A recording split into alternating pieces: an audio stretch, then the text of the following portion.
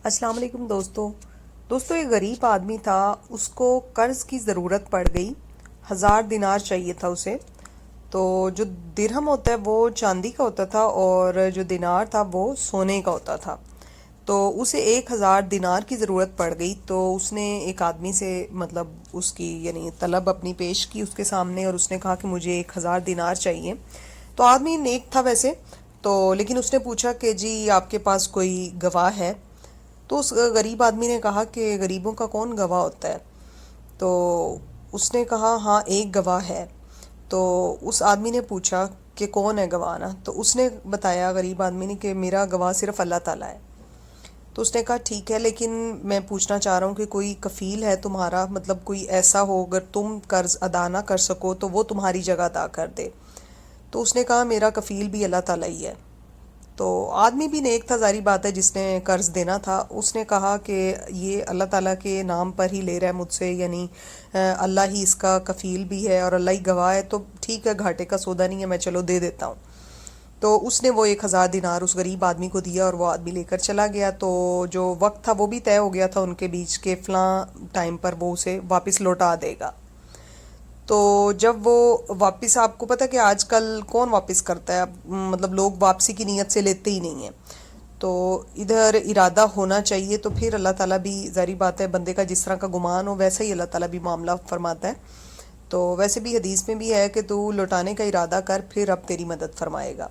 तो उस आदमी ने बड़ी मेहनत की, पैसे जमा किए, मुकर्रा वक्त तक उसने यानी पैसे इकट्ठे भी कर लिए। तो लेकिन अब मामला ये था कि जो वापसी, जो उसने वो कर्ज अदा करना था, वो रास्ता उसे बहरी सफ़र का यानी इख्तियार करना पड़ रहा था। उसे कश्ती का सफ़र दरकार था। तो उसे यानी दरिया के किनारे जाना था और दरिया से मतलब दरिया पार करके उस बंदे को वापस वो 1000 दिनार वापस करना था।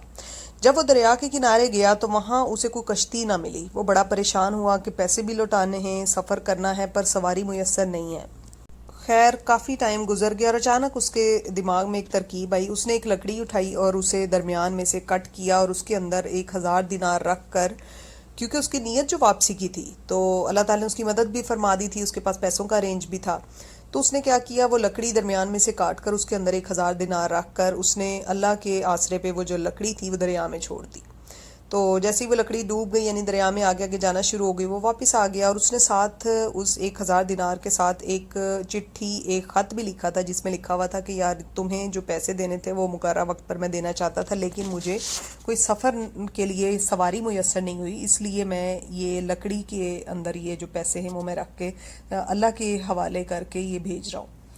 अच्छा, उधर ऐसा अल्लाह का करना ऐसा हुआ कि वो जिस बंदे ने वापस लेने थे पैसे, वो भी मुकर्रा वक्त पर पहुंच गया दरिया किनारे। वो सुबह से लेके शाम तक वेट करता रहा, इंतज़ार करता रहा, लेकिन वो जो पैसे देने वाला था वो चूंकि नहीं आया। तो अब जो वो नेक बंदा था जिसने कर्ज दिया था, वो भी सोच में पड़ गया कि लगता है वो बेईमान हो गया, मेरे पैसे वो उसने वापस देने ही नहीं है। खैर वो इसी असना में था, खैर वापस आने लगा था। जैसे ही वापस आने लगा उसने दरिया में एक लकड़ी तैरते हुए देखी। तो जब उसने, उसके ज़हन में भी ख्याल आया कि चलो लकड़ी ले जाता हूँ, इसे सुखा लूँगा और इसको फिर ईंधन के तौर पे जलाऊँगा, रोटी वगैरह बनाने के काम आएगी। वो लकड़ी को घर ले आया, क्योंकि उसे यकीन था कि वो बंदा उसके पैसे जो है वो मतलब पी गया है और उसने वापस नहीं करने उसके पैसे। खैर जैसे ही उसने वो लकड़ी को काटा, दो हिस्से किया, तो उसके अंदर 1000 दिनार थे।